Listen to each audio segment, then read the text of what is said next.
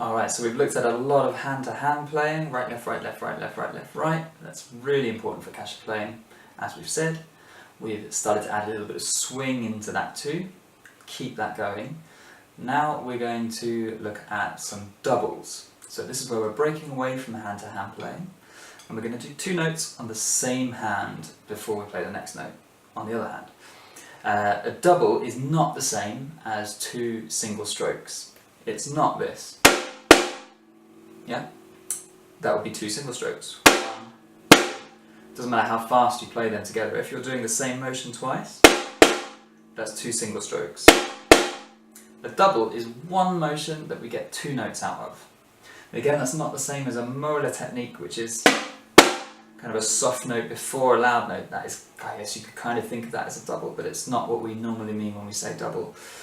If we say a double stroke, we mean throwing the stick at the drum once, but then on the rebound we're encouraging it back in just at the right pressure, the right speed to get the double. Like that. So I'm not putting any extra input into that second note, apart from just encouraging it with my finger.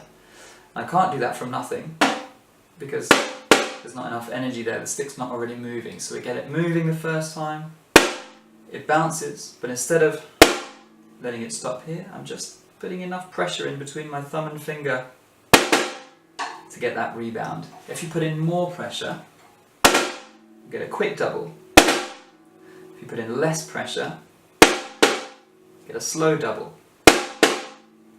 You see that my hand's only moving once. Yeah? Not the same as 2 singles. That's weak pressure. Stick takes its time. Strong pressure. Quick double.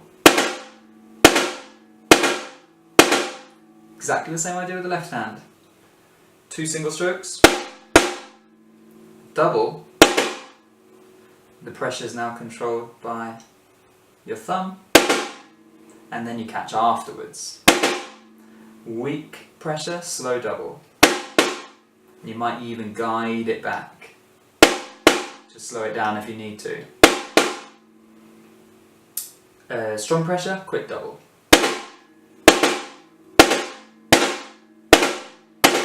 Okay, so this is where we can get 2 notes really quickly from 1 movement. But not quiet stroke then loud stroke like the molar technique. They could be both the same in a double, both the same volume, or you could emphasise the first one out of the 2. Like that. Or you could even sometimes emphasise the second one.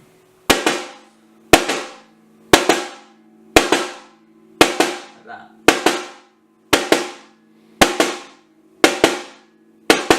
Don't know if you can hear that through the mic. That requires a bit more control, a bit more pressure. The easiest way, maybe the more common way, is to have the first one a bit louder than the second one. Okay? But we will need to do both, so it's good to practice both. The best way to practice these, I think, is mummy-daddy rolls. So, mummy, daddy. Mummy, daddy. You start off separated like that, just to get used to the feel. But then to make a mummy-daddy roll, you want to join them up so it sounds like this. Sounds like even notes from hand to hand, but you're actually playing it with doubles. Mummy, daddy, mummy, daddy.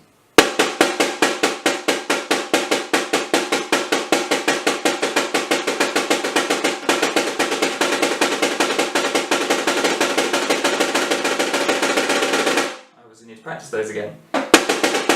That's a mummy daddy roll. So mummy daddy, mummy daddy, mummy daddy, mummy daddy, mummy daddy, mummy daddy. All even, doubles on each hand.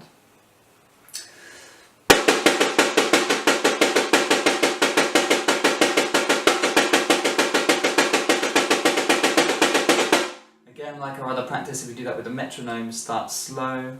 Sometimes slower is harder with these, but when you get to about a middle speed, hold it there until you can, nice and easily, move up, move up, move up, move up. When you're comfortable at each speed, you'll see your progress. That's mummy daddy rolls. Applying that to a bit of a groove, let's think about this. Let's think about this pattern.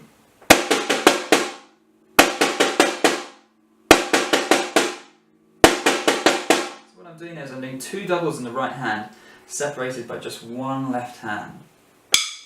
2, 3, 4. Double and double. Right, right, left, right, right.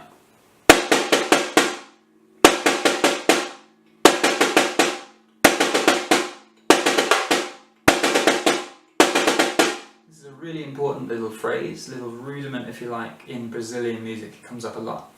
You can apply that to, let's look at 2 examples of grooves. You can apply that to a samba that you'd play em cima up here, Partido Alto, from the Partido Alto,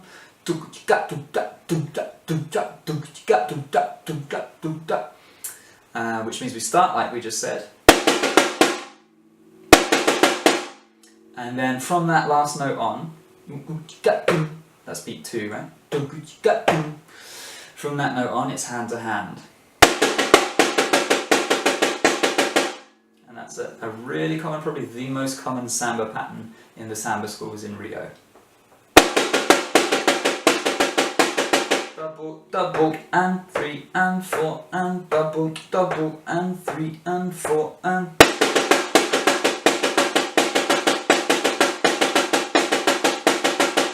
So not only is that good double practice in the right hand now, but it's going to be getting you coordinated, combining that with hand-to-hand playing. Double and double, left, right, left, right, left, right, left, right, left, right, left. Yeah?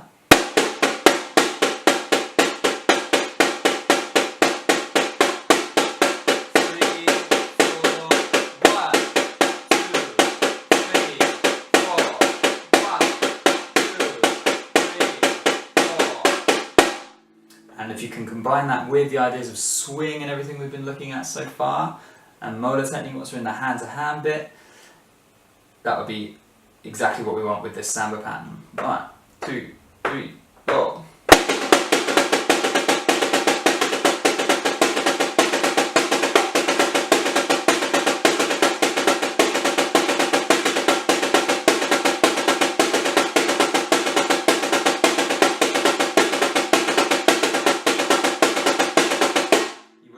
Rim shots with that as well, but I haven't shown you those yet, so I'm not putting those in. That's a really good samba pattern to have. You could even just take the first 2 beats out of that,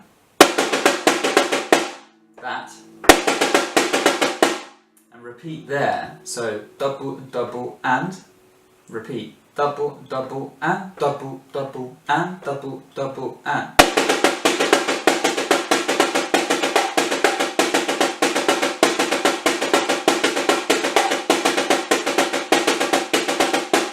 That's a really common Brazilian pattern. You might find that in styles like Forró would be a good way to play that on the Caixa, again within the Bateria. You'll also find that in some styles of Maracatu. Again, we could play that on this style of Caixa in the Bateria, or you could play it on a normal snare drum if you're actually playing in a Maracatu band. Double, double, and double, double, and.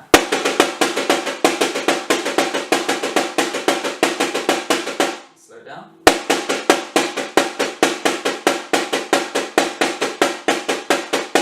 The left hand is filling in all those little gaps that the right hand is not.